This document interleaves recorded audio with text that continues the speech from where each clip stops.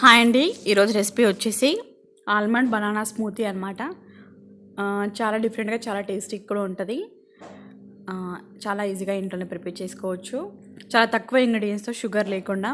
మీకు షుగర్ అవసరం అనుకుంటే వేసుకోవచ్చు, లేకపోతే అవాయిడ్ చేయొచ్చు. షుగర్ ప్లేస్లో ఖర్జూర్ కూడా వేసుకోవచ్చు. సో ఇలా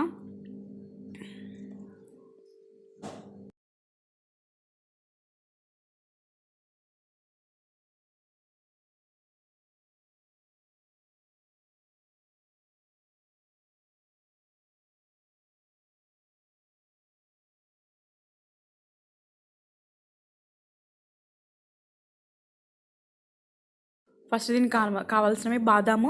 నేను 20 to 25 నెంబర్ బాదాము రాత్రి నానబెట్టుకున్నాను. తర్వాత దాన్ని పొట్టు తీసేసి ఇలా పెట్టుకోవాలి. తర్వాత దీనికి కావాల్సినవి 2 బనానాలు పండినవి.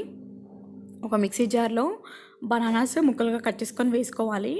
అందులోనే మనము పొట్టు తీసి పెట్టుకున్న బాదాము, ఇంకా 1 గ్లాస్ వరకు మిల్క్.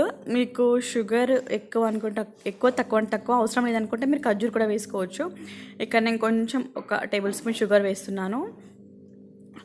వేసి దీన్ని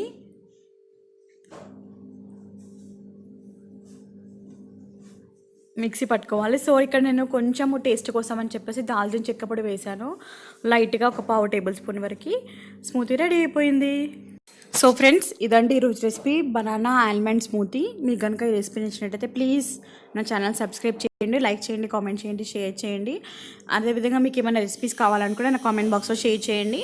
నేను మీకు చేసి చూపిస్తాను. Thank you so much for watching.